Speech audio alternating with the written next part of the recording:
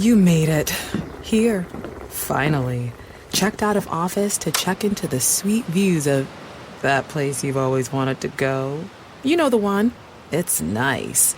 Even the kids like it. This place is so cool. And they never like it. Mom, can we go to the pool? Look at that. Not even asking for the Wi-Fi. When you're with Amex, it's not if it's going to happen, but when. American Express. Don't live life without it. Today's episode of Storyworthy is brought to you by Podcorn. Podcorn is a marketplace connecting podcasters to amazing podcast sponsorship opportunities like host-read ads, interview segments, topical discussions, and more. You guys, with Podcorn, there is no middleman. Podcasters of all sizes can browse and choose opportunities that are right on the platform. They can set their own rates and collaborate with brands directly without any exclusivities. Look, you guys, you never give up any rights to your podcast, and Podcorn is here to support you at every step and ensure that you're protected and compensated for the work that you do for brands. Click the link in the show notes to sign up for Podcorn and start browsing sponsorship opportunities. Believe me, you guys, I've been in this game for 10 years, and this is the easiest I've ever found sponsorship for the show. A huge thanks to Podcorn for sponsoring this episode. And again, you guys, explore sponsorship opportunities and start monetizing your podcast by signing up at podcorn.com/podcasters. Again, you guys, head over to podcorn.com/podcasters and learn more about Podcorn, or simply click the link in the show notes. Now on with the show.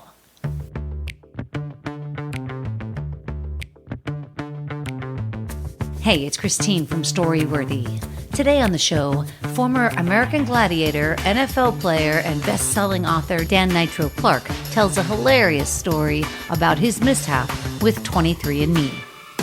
I wanted to know where I came from, so I took this little test called 23andMe. And it says, hey, do you want to click this button and know which relatives you have in the nearby area? I'm like, yeah, sure. I probably got some second cousins, some third cousin over here, no problem. So I go through, I click this button, and right away, it populates. And it has like 60 people. And there's one at top that I kind of read over and it says 50%. And I stop, I said, wait a second, 50%? Today on the show, Dan Nitro Clark talks about his mishap with 23andMe. Stay close.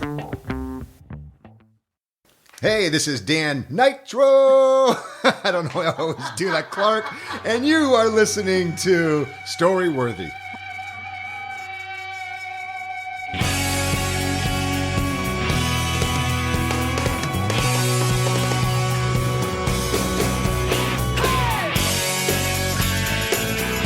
Welcome to Storyworthy. My name is Christine Blackburn, and I'm coming to you from Los Angeles, California. Whether you're a longtime fan of the show or a new listener, welcome to Storyworthy. Now, I hope you guys enjoyed the show last week with comedian Joe Menente. Did you happen to listen to last week's story, Dan? It's on my list, Christine. Okay, it's the title was Teaching Special Ed. Fair enough. I've done that. I mean, we chatted about that, but I just never knew where this guy's story was going until he hit the climax of the episode. And when you hear it, you will laugh. I mean, honestly, it might have been the hardest I've laughed in 10 years of doing this. It's a really good story. So please, you guys, go back and listen to Joe Menente, which I have to say, here's something I love about my show, between you and I, Dan, and everybody listening. I have on some really famous people, and then I have on people that are just completely regular people that I like. You're in between. No, I'm kidding. Well, you don't know me well enough to really start to like me yet. I'll be one of your favorite people because I'm a big reader. Joe Menente, he is a good comedian, but he just happens to tell a story like nobody's business, and it's just super funny. So go back, you guys, listen to that, but not today, because today you're here and I'm here with Dan Nitro Clark. And Dan, I have to say, you're my very first gladiator. That you've had? That I've had on the show, okay. Which I'm sure you probably find unusual, because who hasn't had an American Gladiator on the show? But you are my first one, and you also played in the NFL. So I usually don't have sporty guys like you. Well, I think I'm that rare crossbreed where I'm both an entertainer and a former professional athlete. Yeah. Yeah, I mean, there's Fred Dreyer. Do you remember him? No. Are you serious? Was he on Brady Bunch? No, Fred Dreyer had some show on for 10 years. And Yeah. back in the old day, there was Alex Karras who had some show. Jack LaLanne. O.J. Simpson. O.J. Simpson. What do Yeah. you mean about, what are you talking about? Like, yeah, Joe Montana. You're talking about old quarterbacks? Well, no, I'm talking about guys who had who were athletes who also got into the I see. entertainment yes, business. of course. And so, O.J. was actually pretty, he was pretty okay in the Naked Guns. Naked Guns, but he had a TV series too called First and 10 on HBO. Oh, that's right. And that's how I got my start into showbiz. I moved Wow. up here from Orange County, California, That's which is ironic. an hour Yeah. south of here, to be an extra. And wow, right. And then you end up, did you meet O.J. then? Oh yeah, many times. Nice guy, of I did course. it for 2 or 3 years. Yeah, So definitely. nice guy, great guy, all that stuff. Until. Yeah, I know, but was there any signs on your part? Like, did you think like, yeah, OJ's okay, man, but he's so controlling. No. OJ was the man. I mean, Yeah. he was the man. I felt like I was standing next to a legend. I was like, OJ, if he just said hi to you, you were just like, oh my God, I just talked to OJ, this guy I grew up watching.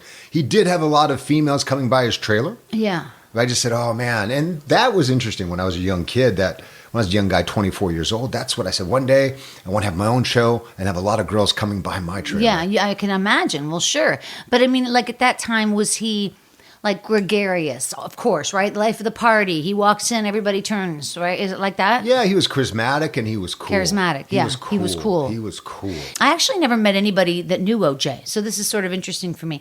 I did have on Sugar Ray Leonard. Sugar Ray's great. And he's a great guy, super normal. Different guy, though. Yeah, and I know. So I'm Different saying guy. is like he was never. Well, first of all, I definitely don't think he beats his wife. But I mean, like Ray is so low key, very normal, very. He's kind of a quiet guy, and that's that. Well, Sugar Ray's got the best smile. Yeah, His smile he's so is handsome. disarming, too. He's the best skin. And he's friendly and he's kind of soft-spoken. Yeah. OJ was just at another level of, I would say machismo. Yeah. He just had a charisma, but it was a cool, refined So charisma. nobody would ever say like OJ was a dick, man. Like they'd never say that. No, not at that age. That age, I was just like, I was happy to be in a shadow. curious, happy man. to be in the same, vicinity as OJ. Yeah, that's interesting. I'm curious. Anyway, you are a very interesting person, and that's why I definitely wanted you on the show, Dan. And you come forth with the topic 23andMe, and I guess that's obviously it's when you get your genetics tested. Yeah, you go and you pay the whatever $150, and it tells you where you come from. I know. But what do? You spit in a cup? You'd pull out your hair? So you spit in a cup, you send this Is that thing true? off. Yeah, you spit into a cup. If I I don't remember know. correctly. I did it a Okay. few years ago. I spit Okay. in this cup, I sent it off, and it was just to see what my heritage was. Okay. I'm half Japanese, half European. Okay. And that's all I wanted to see, and it was a simple thing to see. And I did it probably 3 years ago. All right. Well, don't tell me the story yet. But I'm just curious because like I haven't done this, and maybe if somebody like did it, like gifted it to me and said, here I got you this for Christmas, then you do this. You know what I mean? Then do it. But otherwise, I don't think I would because it's not going to say anything. It's going to say, for me personally, it's going to say, like you're American, like you're So you're white- Native American. No, yeah, true. But I guess it would say like. You're from like outside. You're like Elizabeth Warren. You're an American Indian. No, first of all, did she just say that though on a college application? Was that when she said that? I believe she said that in a college But is that application. it? I don't know. I haven't followed her close I enough. hate that But criticism I of actually her. do like her. I I love think her. she's very well That's spoken. my I think point. she's great. She's so capable. It's ridiculous. My point is I hate that criticism because if she did that when she was 22 or 23, we're all idiots. at Right. that. Well, she's running against a guy who says, I'll grab girls by this. Yeah, I know. And she's made one little, But I don't know how that story shakes out. Like as if like is she still saying that? No. Well, no, anyway, no. She's was not she saying that exposed that way? Is that how she was exposed? I think Trump exposed her. By like by like a 23andMe thing. No, I have no idea. I have no idea. Well, your heritage must be more interesting just because of the half Japanese factor. Yeah, well, I'm actually more than half Japanese. I don't know how because my dad has got light hair and these big, big blue eyes, and he's from Iowa. But somehow I came out at 52% Japanese. It may be a little American Indian. Yeah. Well, I'm actually. anxious to hear this because I just feel like if somebody said to me, okay, your mother's family or your ancestors are from Italy, which is, I guess, what is true. And your father's side, Blackburn, that's an English word, Blackburn, Lancashire in England, the Blackburn Rovers. And then they say, okay, so you got Italian in you, and you got in you some English. And then I say, okay, what's for dinner? No, it goes a little more depth than that. Like my family, my father's mother last name was Riggins. So they always told me I was half Irish, half Japanese. Okay. So when I went into 23andMe, I realized that I'm 17% English, 16% French, 4% Welsh, 7% Irish. So it actually breaks it down. But isn't it so you're from that region? So we can say you're from that region and you're also from the Japanese region. The country.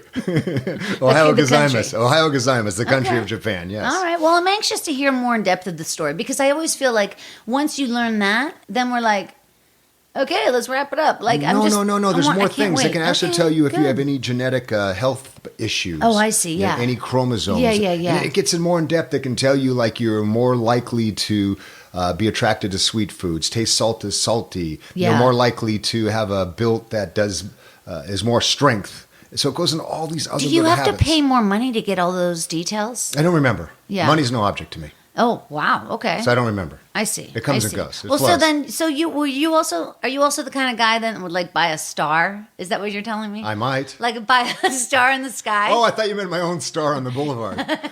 When I walk over to Studio City, I definitely do that. Like, God, I think I'm going to pay for a star. Yeah, I definitely do that. No, but not on Hollywood Boulevard, but in the Studio City, the low rent version on Ventura Boulevard, well, they what have about stars. like a star in the sky? Oh no, I'm not going to buy a star. In the Okay, sky. I'm just saying I'm just saying this, Christine. I've had a lot of money. I've had no money, Yeah. and it doesn't dictate my happiness. Yeah, That's I hear money's what no you're saying. object to me. Yeah, no. But I'm not buying a star in the sky. I'm not hear what buying you're saying. blue sky property. No, that's not going to happen. No. I understand, and I know that you've had health scares. I've had health scares. So once you go through heart attacks, cancer, this sort of thing, you definitely come out the other side like, okay, I see the timeline of life, and I see where I am, and I believe you and I are probably the exact same age, or very You close look to it. much younger than Well, I do. I still think we're the same age, and we both know that we're more than middle aged, and the last chapter is probably going to be the shortest.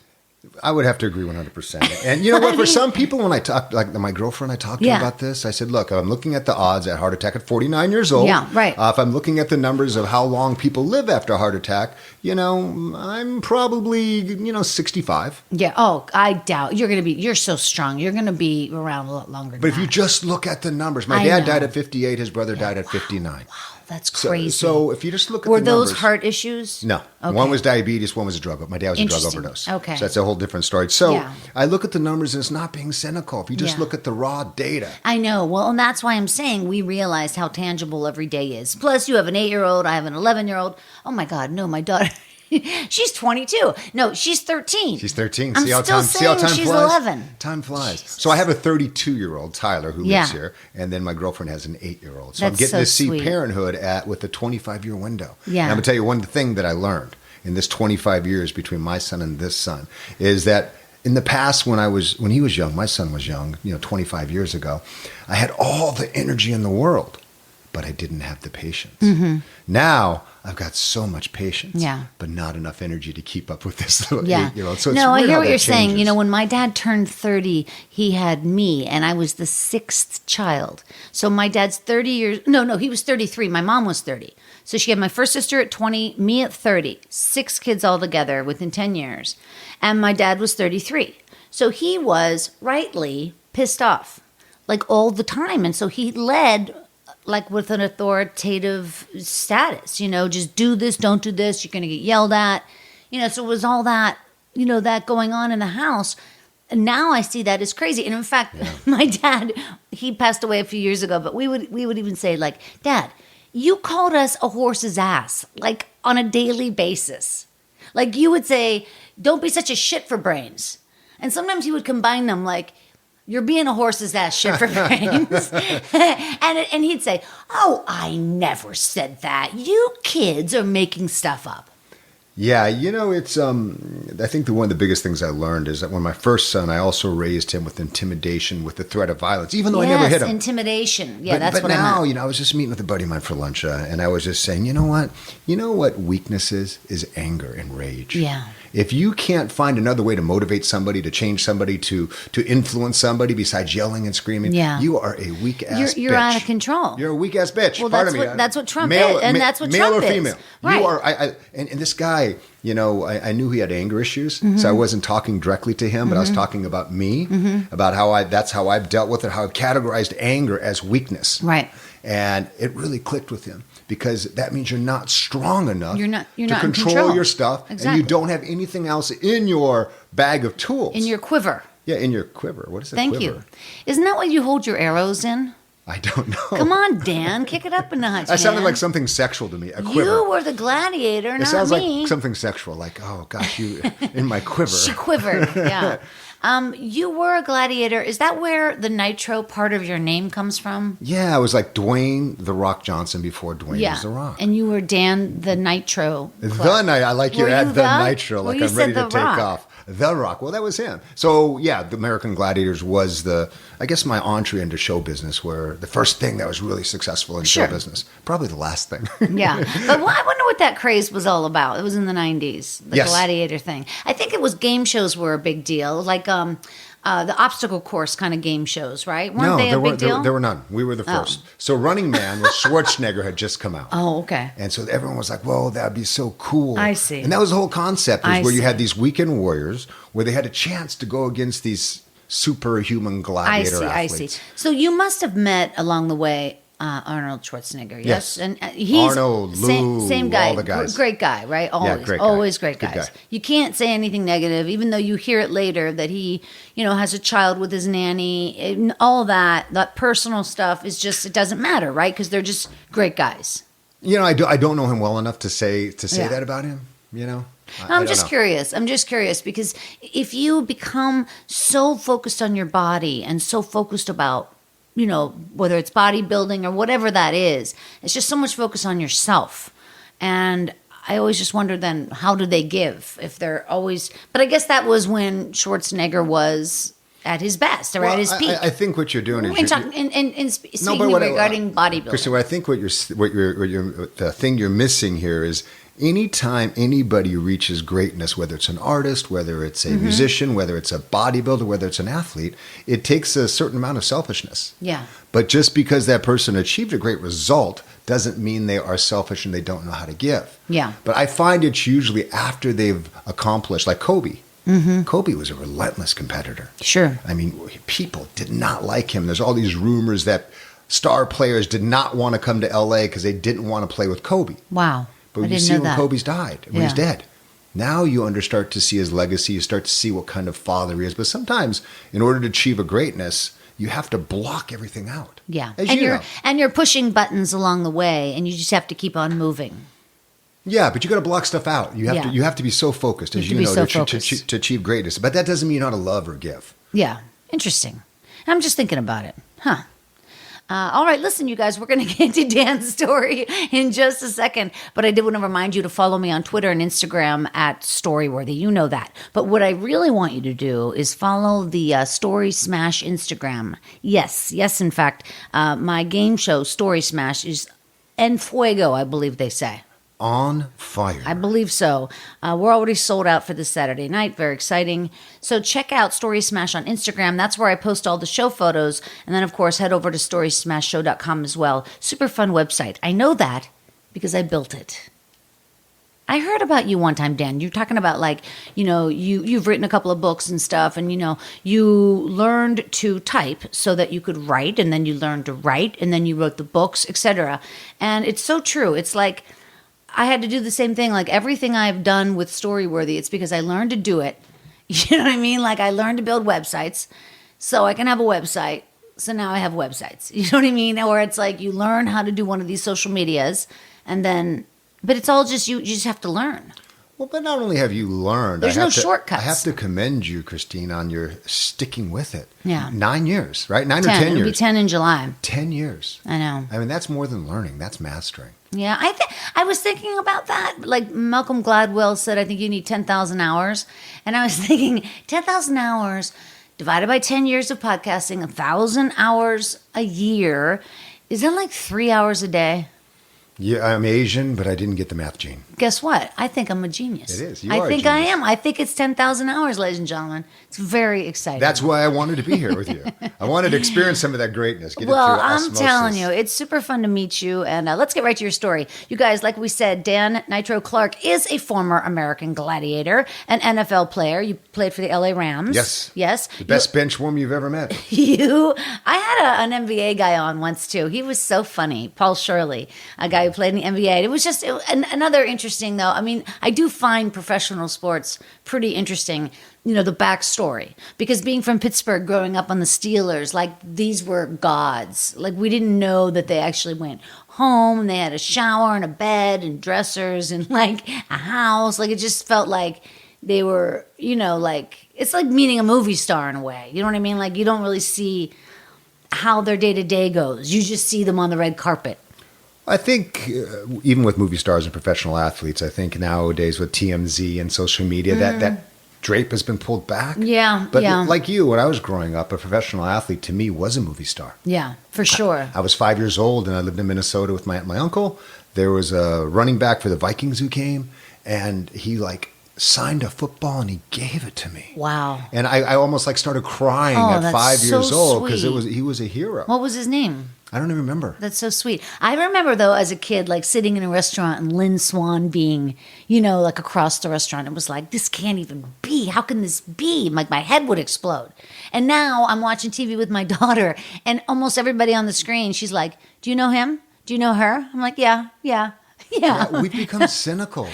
There is nobody that would walk in front of me that I would be like, oh my God, look. Look, I'm the first person to call and share in someone's success. Oh, good job. Yeah. Congratulations, you've done well. But nobody at all that you No. would be like, whoa. No. Okay, wait a second. I've met 3 presidents in one night. Interesting. At Marvin Davis's house, the old guy who used to own 20th Century Fox, Don Interesting. Rickles, Lee Iacocca, everybody Yeah. in one night. And I've just Yeah. learned this, that people are people. Yeah, I know. We all have the same struggles. They're just at a different level. My friend was in the room, like one of the Golden Globe parties or something, and it was at the time with Brad and Angelina, and he's like, they walked in the room, and he's like, he wasn't even looking at them, but he could feel the whole room just shift. Like the energy of the room just went like, vroom, to see them.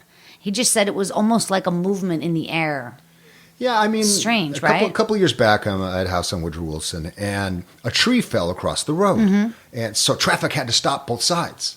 It's a 2-lane road Yeah, up yeah. here in the hills in Hollywood Hills, and the first car that pulls up is a white Range Rover, and I'm in there telling people to stop directing yeah. traffic. I go knock on Who the was window. it? The window goes down. It's Al Pacino.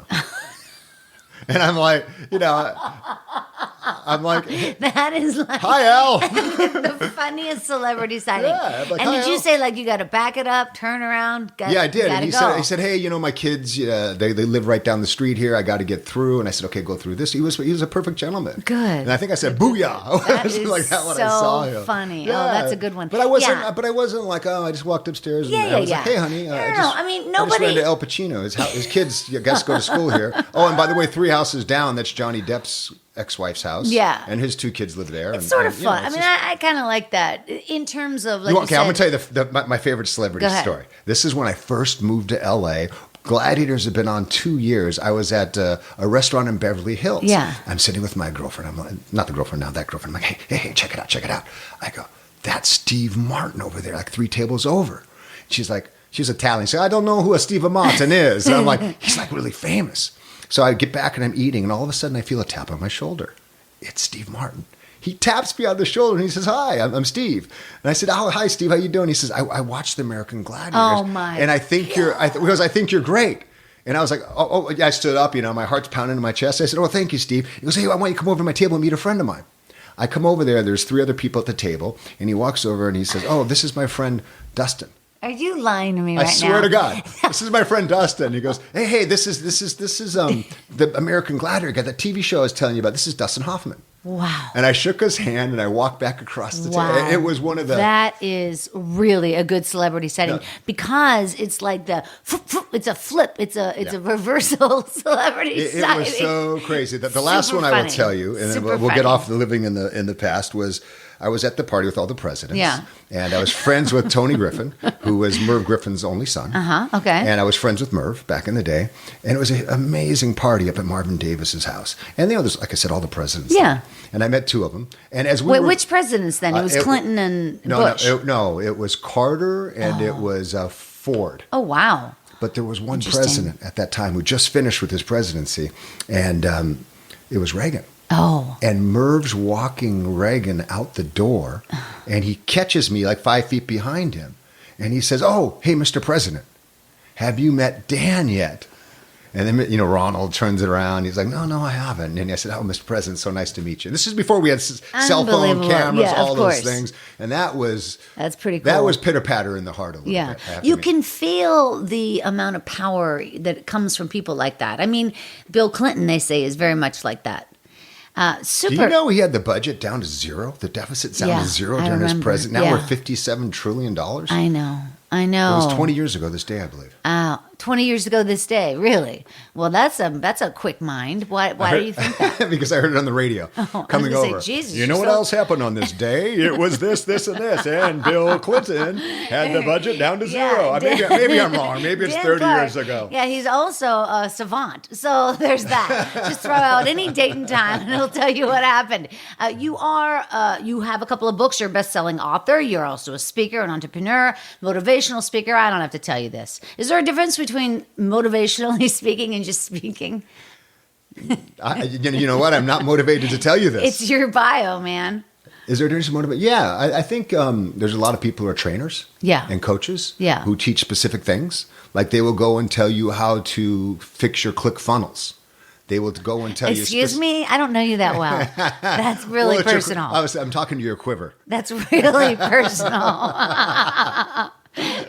Okay, so there's a difference. There's a difference. I believe it's the content. You also have a podcast right now called Calm the Beast. Wait, we're doing a rebrand. It's going to be called The Gladiator Way. Oh, wow. Interesting. It makes sense. The Gladiator Way. So then now it's going to be more like Gladiator, Contender, Begin. Yes. Yeah, well, you know what? Calm the Beast. I loved it, but so many people today want to unleash their beast. Yeah. And I was spending so much time in the marketing and stuff explaining what Calm the Beast was. Yeah. And then we said, let's just make it easy. I used to be on TV. I used to run around in spandex. Let's call it the Gladiator Way. It's still through the same lens. What did it mean, Calm the Beast? Like if Calm the Beast is that negative voice in your head. I see. Calm the Beast is the anxiety, the stress. And, and my belief is, for me, someone who's gone through all the addiction, all those issues, I had to calm that voice in my head, find inner peace before I could move forward and have the happiness and success that I wanted. Yeah. See how it's a mouthful? No, I hear what you're saying. So the Gladiator Way. So the Gladiator Way is more about. It's the same lens, but it's giving people the tools to commit, crush, conquer whatever stands in their way from having the happiness and success that they want. Crush, conquer? Commit, crush, conquer. I love the 3 C's. Commit, crush, conquer. Well, I used to have a race business called the Gladiator Run. I see. For 10 years. Oh, like a 10K or something? Well, it was an obstacle race. Oh, I see. Like Spartan, like Tough Mudder. I used to run out the Rose Bowl here in Pasadena, Anaheim Stadium. I went to Pittsburgh a few times. Yeah. And that was in our T-shirt. The Gladiator Run, commit, crush, conquer. I see. Oh, that's very clever. You've also been featured on all sorts of shows like Good Morning America, Access Hollywood, Entertainment Tonight, People, Time Magazine, Esquire, Men's Health, Sports Illustrated, of course. And you've got a great website as well. You guys can find them over there at dannitroclark.net. And I'm very excited to hear your story about 23andMe. So wherever you are, folks, put your hands together for the very talented and interesting Dan Nitro Clark. I love the way you say Nitro. That's the way my girlfriend says it. Nitro, come to bed. So 4 years ago, I wanted to know more about my race. I wanted to know where I came from. So I took this little test called 23andMe. Right. Now, 23andMe, you spit into a cup, as we talked about earlier, and you go, and then you wait anxiously, and it tells you where you're from. I had this idea because I read an article in the New York Times that said up to possibly 10% of kids are not fathered by who they think they are. And I don't know much about my mom. She was from Japan. I don't think she was promiscuous, but I just wanted to know what my history was. I wanted to know how much Japanese was. I wanted to know if I was American Indian. I wanted to know these things. So I got the test back. There were no big surprises. It told me what I was, and I was like, okay, and I had a lot of Neanderthal in me. No surprise. Well, what else would you be if you're not Neanderthal? No. What's another option? You're Homo sapien. Oh, I see. Yeah, there's another one. There's a humanoid or something. You have so many Neanderthal, but the Neanderthal also mated with what we are, our ancestors. There's another name for it. I don't know if they're humanoids or whatever they are. Oh, wow. Yeah, so we're not 100% Neanderthal. Okay. No. So, and this was like nothing. It was fine and went by. And then about 3 months ago, I get an email from 23andMe. And it says, hey, do you want to click this button and know which relatives you have in the nearby area? I'm like, yeah, sure. I probably got some second cousin, some third cousin over here. No problem. So I go through, I click this button, and right away, it populates. And it has like 60 people that I'm related to. I'm like, wow, this is interesting. And I'm reading through, it tells you the percentage, 4%, 8%, 10%. And there's one at top that I kind of read over, and it says 50%. And I'm like, oh, Troy Baker. That's interesting. And I kind of go back to read the next one, fourth cousin from Alabama, this. And I stop, I said, wait a second, 50%? Troy Baker. 50%, it is what? They have the same genetics, chromosomes. The same genetics. So that means there's a person with half your... That means I have a son. I have another son I don't know about. Oh, my God. That's what I said. I'm looking at this thing. I'm like, but first I glance over because it doesn't even register. You know, I'm like, what? So I go back, and I said, what? Troy Baker? What did you do? Well, I looked at this. The first thing I did, because I had connected so my relatives could see me, I got really scared. I went, boop, I hit that button really quick, and I disconnected because I was like, and I just caught my breath for a second. And then I went and perused around the website a little bit, and I was like, okay, is this right? Is this sure? And it said, yeah, you have a son. And I was like, wow, this is so strange. Okay, I have to wrap my mind around this for a second. And the first thing I thought was back child support. Yeah, of course. So I go, Google. I said, is there a statute of limitations? They're like, no statute of limitations on child support. And I was like, oh my God. Well, isn't that what you were thinking when you turned off the button that said people can find you? Right. No, it was just a reaction. Okay. Because there was just so much going on. Because if somebody finds you, that'd be cool. I mean, maybe. Sometimes like so much going on in your life, you just shut down for a second. Okay. I just need to shut. So I just shut down. I hit that thing. I said, let me do some research. And I said, oh my God, I could owe this person, this person's So did you mother Google them? hundreds of thousands of dollars, right? That's the first thing I did. Yeah. I could owe this person hundreds of thousands of dollars. And then I looked, I said, oh, no, wait a second. There is no statute of limitations once they file. So nobody has filed, so I know, okay, first. And then the second thing goes through my head is, what if this kid's a serial killer? What if he's like one of the Columbine kids? I don't know who this person is. It's a mind. But aren't you thinking about who you slept with? You don't see the date of the person or like how old they are. They have to be at least 18 years old. So that so you're thinking like back 20 years. Well, so no, I did the exact thing you're saying. Yeah. I said, okay, when were the dark days? Yeah. When were the promiscuous days? And I remember back in 93 to 95, the American Gladiators went on tour. Oh, I can't even imagine. I can't even imagine. It's your rock star fantasy come true. Yeah, we sold out Madison Square Garden. Oh my God. We did 120 venues, and I call it the dark ages because I don't remember anything. I bet. I had a female the other day, a woman, like hit me up on Instagram. She says, back in Cleveland. And I was like, was it 94? She's like, yeah. I go, I have no idea what happened. So this is what you're thinking when you're looking at these results. Right. So what I do, and then I say, okay, I need to hire a lawyer. I want to find out who this kid is. Because when you connect, when you do that, there's a red button right next to Troy Baker's name that says connect now. Oh and it will send him a message. So I'm like, I don't. And then does he know that his dad is not his dad? Does he know this? Wow. There's all this stuff going on. So, of course, I write 23andMe. I said, I don't think your results are accurate. Are they? They're like, you may not like this message, but, yes, we're very, very accurate. If he has, 50%, he is your son. There's all these articles you can read. So and 23andMe has probably had this conversation before. Oh, it's an FAQ. They send you this list, FAQ. So it's just a list. God. So I'm like, I have a son, and then I have to tell my my girlfriend. Yeah, and I got to tell my son he may have a brother, and all this stuff. All these thoughts are going through my head, but I don't want to tell her right away. I don't know why. There was something that made me feel dirty. Yeah, dirty. Like you have a whole past. Well, we all have our past, but just something about I know, this but kid there's one that's walking around. Right. There's one that's alive. So. What I do is I go and I Google, like you said, Troy Baker, and then I started to narrow it down. I went to Facebook, how many Troy Bakers, and it was not good. Then I went to Instagram, and then I looked at all the Troy Bakers from that time period, and I see this kid, Troy Baker, and I said, that is my son. Oh my God. He looks just like me. I put his picture next to my son's picture, and I said, oh my God, how could this kid not be my son? He's in Hawaii. He's not a murderer. He's not any of these things. This is really, really cool. So I finally decide, 3 days later, 3 days, I'm full of anxiety, all this stuff. And I tell my girlfriend, I said, hey, honey, I got to tell you something. This is like right after dinner. I go, I have a son.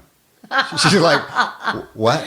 What do you mean you have a son? I know you have a son. No. I said, no, I got another son. She's like, did you cheat on me? No. I mean, I had to tell the whole story because she thought I had just like, had a little kid down the street. So I tell the whole story, 23andMe, and she said, next time, lead with 23andMe. Yeah. You found this result, not that you have another son. Yeah, you buried the lead. So I buried the lead. And I tell her, and she was like, okay, yeah, I get it. Well, here's what we need to do. You need to call your son. You need to tell him all this stuff. And, we'll figure it out. Then we'll figure out if we want to tell this kid, if we want to connect. And the child support, no, the lawyer, okay, we don't need to do all that, right? So I go and call my son. And she's sitting there right by me. I said, hey, son, how you doing? I said, I got something to tell you. And he's like, what, Dad? So if his dad was on TV, his dad wore spandex on TV. He's used to wild stuff. Yeah. Even though I'm really, really calm and stable now. So I said, hey, son, I know you've wanted a brother. Yeah, I got to tell you something. I said, I think I have a kid, another son. Oh, my God. And he's like listening. It's really quiet on the other end of the phone. And he's quiet. I'm like, yeah, I went on 23andMe. And I looked at this kid, and there's this kid who has 50% of my chromosomes. His name's Troy Baker. I got a picture. He looks like me. And it goes really, really quiet. And I could hear him processing. Then all of a sudden, he starts laughing. I go, what's funny? He says, I didn't tell you this. 2 years ago, I took 23andMe. My nutrition, I was freaked out about giving my name, so I used the Troy Baker name. He says, that's me. No way. That is the funniest thing I've ever heard. That is crazy. And he was laughing and laughing. I'm like, oh, dude, my God. Why didn't you tell me? And then I explained to him, and then I explained to him, I have not slept for 4 nights. Okay. I've gone through hiring attorneys. I've had to tell her I couldn't sleep. 23andMe, and it's you. You are What? Troy Baker. What did the picture look like? What picture? Do you remember the picture now that you saw on Instagram of him?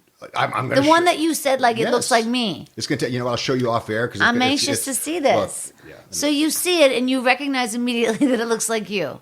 What was his outcome like when he tested his 23andMe? Like, what did his say? Did you ever have that discussion with him?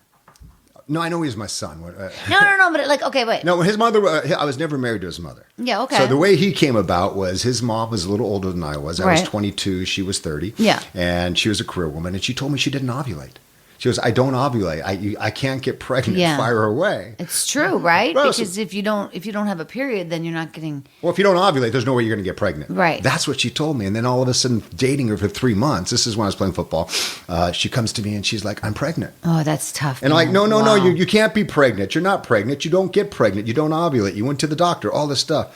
And then she said the funniest thing to me, which I bought hook, line, and sinker. She said, well, either you have very strong sperm or it's an act of God. And I was like, I've got strong sperm. Yeah. He busted through and made you ovulate. Yeah. Either way, this is a gift. What a ruse.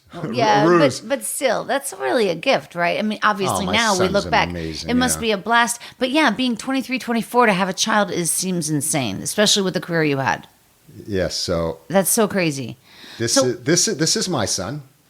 I'm showing Oh you my your God, picture. he looks just like you. Okay, this is my son. He's okay, so wait. handsome. That's me. This is my son, and that's Troy Baker. So they don't look the same in those photos. They look so similar. Look at his Wait a face second. and look at my face. Look at the proscenium Yeah, no, Neanderthal no. man arch. No, he looks like your son, Yes, of course. Now this other kid, that is my son. that he is your son. That's Tyler. That's the same picture. Yes. It's the same boy in both pictures. No. One is Troy Baker and one is my son. This is the guy I found on Instagram. Oh, that Troy you Baker, thought. who I was so sure that was my son. No, he doesn't look like you. Oh my God, he looks just like He me. has a huge nose. Did you have a bigger nose that you had? No, but Well, maybe his mom had a big nose. Maybe his mom had a big nose. I thought he looked just like me. I I don't showed think people. he looks like Oh you. my gosh, look at the forehead. The hairline is the same, forehead. but it's a common hairline. No, the forehead, the nose, the mouth. This But was my listen, son. I totally okay. Without the picture even being known, I could still see the whole scenario playing out, because if it says 50% and then you wrote to the company and they said, no, this is the way it is, there is no other way that person couldn't be your son. because we have 100% genetics and 50% were yours. So it's clear. Not possible. Not possible. Not possible. But you know what's so interesting is how our mind wants to fill in the gap. And how I found this guy to close the story loop. I was so sure of it. I didn't know what I was going to do. And it's just, I was 100% sure. I showed other people, my friends, that's your boy. That's your boy. Totally understand that when you just go ahead with the narrative and you don't even think. My neighbor downstairs, this is a few years ago, he's a young kid, like 32, whatever. He seems to have a great life because I hear him all the time having sex, right? So one day, and this is when he first moved in. Wait, it's so funny that you say he's having a great life because he's having sex. Well, like that's the only prerequisite. It seems pretty good to me. No, that everything else must be great because he's having great sex. Yes. Is there something missing, Christine? I will go with Christine. Is there something missing in your life? I will go with the flat yes. But anyway, at that time, this is like 3-4 years ago. Wait, hold on. You've never had great sex with somebody but had a bad relationship? Yeah, that's true. Boy, that is interesting. Yeah, so what you're saying is everybody who's had great sex is happy. Well, my point is that in this experiment, I was thinking I would like that sort of a life too. So one day I see out in the garbage, like in the recycling, this big, huge box that says Zionist on the side. It's a Zionist mattress. And so in my head, I say, oh, well, Travis got a new mattress. It's a Zionist. That's probably why he's having so much sex, because that mattress is flipping amazing. So I have never actually bought myself like a brand new mattress as an adult. So I go online, I buy a Zionist mattress. It comes, I get the bed set up. It's beautiful. It's like that foam thing, and it's king size, and it's fabulous. And I see Travis in the courtyard, and I say, hey, man, I bought that Zionist mattress, man. I brought that same mattress. It's amazing. I love it. And he goes, what? I go, the mattress, because I saw the box, and he's like, I have no idea what you're talking about, Christine. Oh, that's funny. Did you have better sex with that mattress? The point is there's 40 other neighbors around, but in my mind, I say it's Travis's mattress. And he needs a new one every 6 months because he's having so much good sex. It's not his mattress at all. No, I get you. Had nothing to do with the mattress. I'm still stuck on that. You never bought a mattress as an adult. The mattress is the one thing you don't buy at Goodwill. I bought when I moved to LA. No, explain to me that. I'm explaining it. When I was 22, I moved to LA and I did buy a mattress. Now we fast forward, I'm going to say 25 years. Well, wait, at one point I had a cabin in Big Bear. I bought beds for the cabin, but it wasn't like I rented it out. So it wasn't even like my bed. You know what I mean? I bought like beds for a rental cabin. Then fast forward like 4 years ago. So, okay, now we're 27 years in. And I bought a Zionist. And? I still dance. It's fucking great. Is it good sex? Does good sex come with it? It's all better. Everything's better on that mattress. So when you meet a guy, you like just show him like the invoice? I said, you got to see my mattress. Yeah, you got to come see the Zionist. You're never going to believe it. Sex is going to be great in the Zionist. All four sides are sturdy. You know what I mean? Like you're not going to slip off. Because if you have a mattress for so long, it turns into an oval. Dan Nitro Clark, you don't have these problems. No, I've never. I was telling my daughter the other day, it's hard, she's an only child, right? And I'm the youngest of 6. And there's just a big difference with the way we grew up.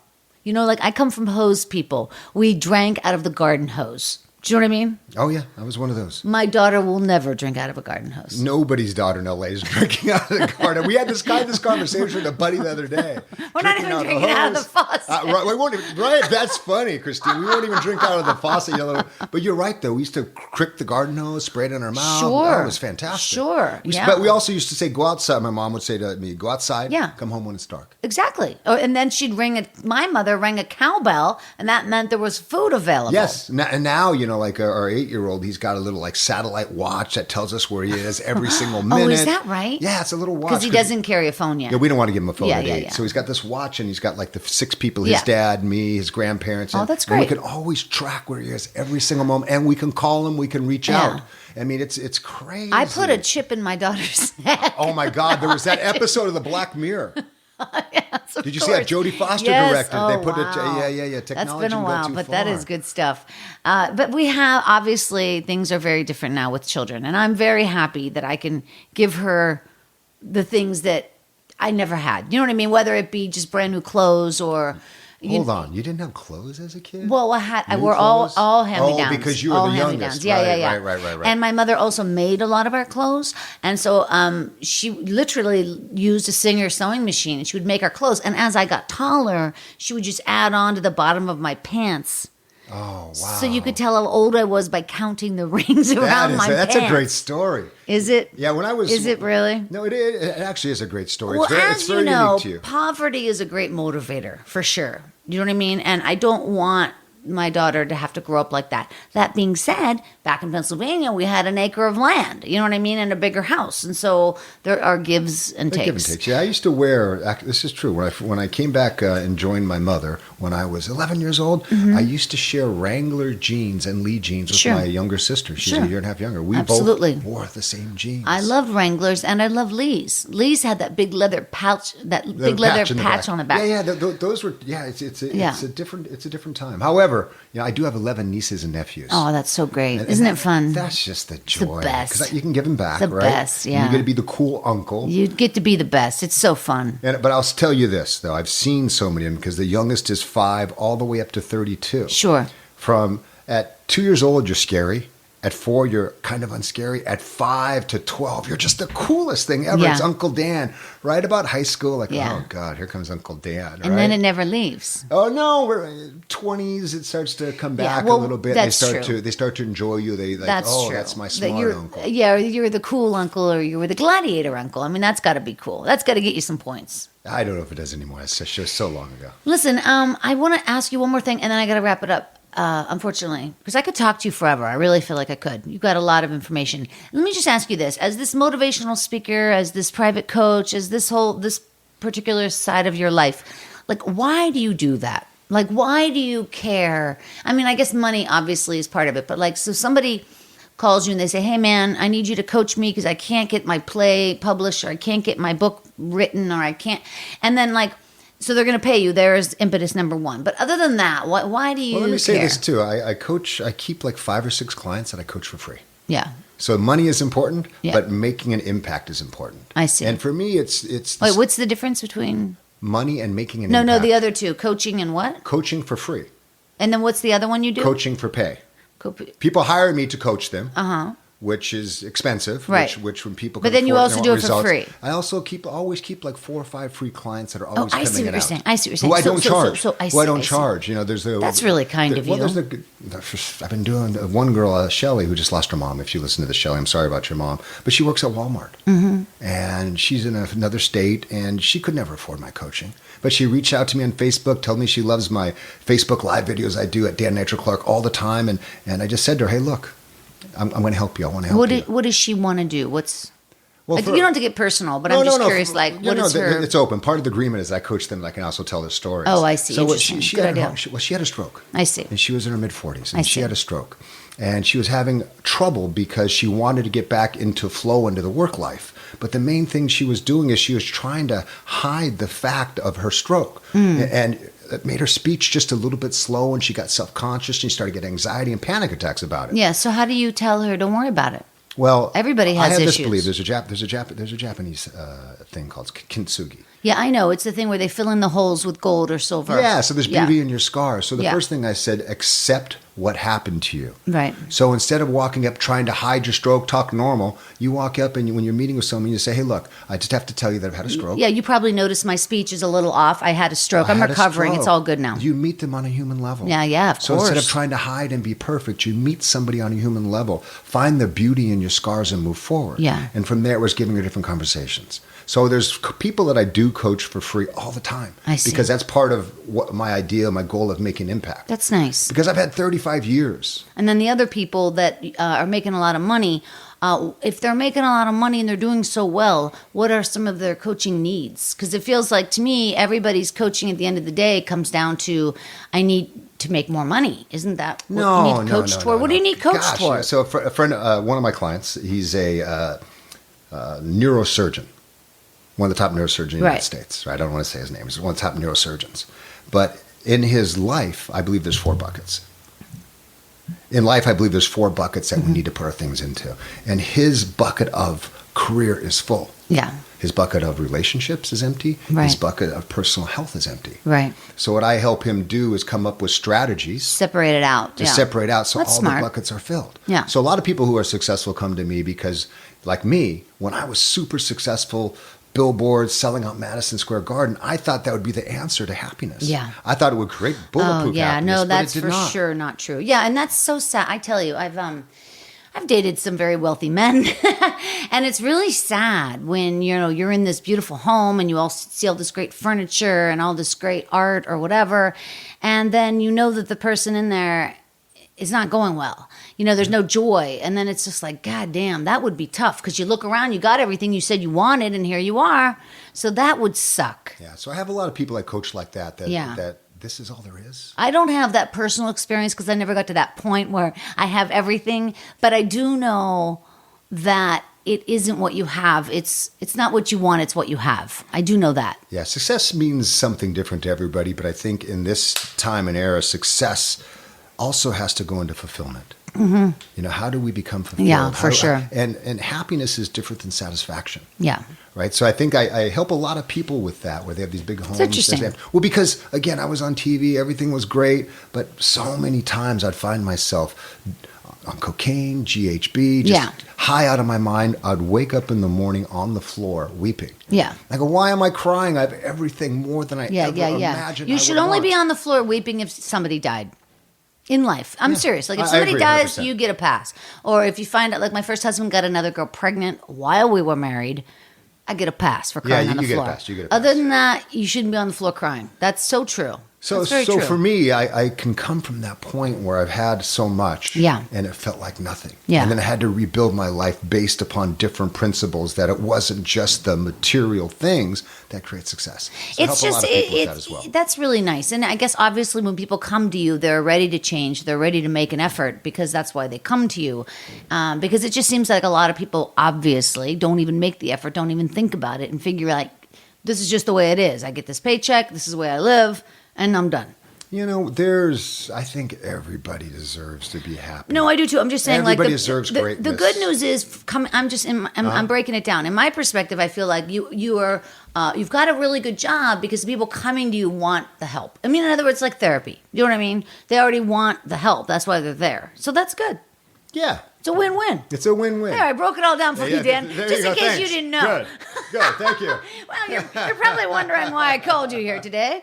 That's hilarious. You are super fun. Thank you so much, really, for coming over and talking with me. It's really great to meet you at Podcast Movement. That was fun. You were fantastic. Well, you were thanks, so man. fantastic. As soon as you got done speaking, I said, I got to meet her. I got to know her. Oh, that's so I want to be on kind. her show. And I looked up your show and I did the work. You I do reached the out work, and contacted yeah, you. it's so And smart. now we're sitting here. It's so smart, Now we're yeah. sitting here. How did you get Larry King? I love Larry. How'd I you love get Larry King? so I saw that. I go, much. oh my God, how'd you get Larry King? Yeah, and I had him twice actually, and we're in talks to do it again. And he was scheduled 2 weeks ago, and we had to cancel it. But he had to cancel it. But How'd you get Larry King? Okay, how did I get him? At that time, I was working with a guy at Wondery Media who knew him, who knew his publicist, and so now I know his publicist, and she's just a young, sweet girl, and I just love Larry so much. He's a really good man, and he's just very. Just warm and kind, naturally curious like I am. I know you are, and I just hate that he's older. I want him to. I just want. He reminds me of my dad. I think is part of it. Yeah. No, Yeah, I he's one of those saw guys. that. I go, wow, that's so cool. Will you help me meet Larry? Yeah, Or his maybe. publicist, his I will publicist, try to. his publicist, I will help you. his publicist. That's right. All right, you guys, I got to wrap it up. Thank you so much again for tuning in today. And please give me a shout out over there on Twitter and Instagram at Storyworthy. And then head over to Dan's website, danclarknitro.net. Is that right? That's exactly right. And what about your Instagram and Twitter and all that? Dan Nitro Clark. Dan It's Nitro easy. Clark. That was a good idea to pick that name because Dan Clark has got to be taken. Oh my God! I went to UCLA to fill in a prescription. Yeah. I said, my name's Dan Clark. They said, well, we need to know your middle name. I said, Yeah. why? How many Dans can you have? And they're like 27. And that's 27 one Dan neighborhood. Clarks. Yes. Nobody's going to take Dan Nitro Clark name. Nitro. All right, you guys, one more time on behalf of Dan Clark, my name's Christine Blackburn saying, make it a story-worthy weekend. You can follow me. I'll take you down to the river. Follow me. I'll keep you silent. Thanks for joining us on the Storyworthy Podcast. We'll be back next week with all new stories. Subscribe to Storyworthy on iTunes and visit the Storyworthy website at storyworthypodcast.com. I'll keep you satisfied.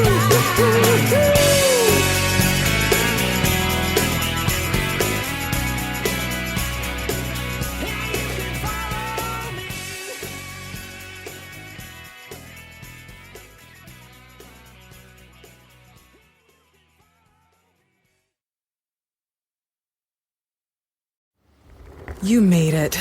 Here, finally. Checked out of office to check into the sweet views of that place you've always wanted to go. You know the one.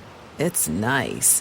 Even the kids like it. This place is so cool. And they never like it. Mom, can we go to the pool? Look at that. Not even asking for the Wi-Fi. When you're with Amex, it's not if it's going to happen, but when. American Express. Don't live life without it. The difference between an agent and a realtor is real. Realtors have the expertise to find exactly what you need and the ethics to do the right thing, even when it's the harder thing. Realtors are members of the National Association of Realtors. That's who we are.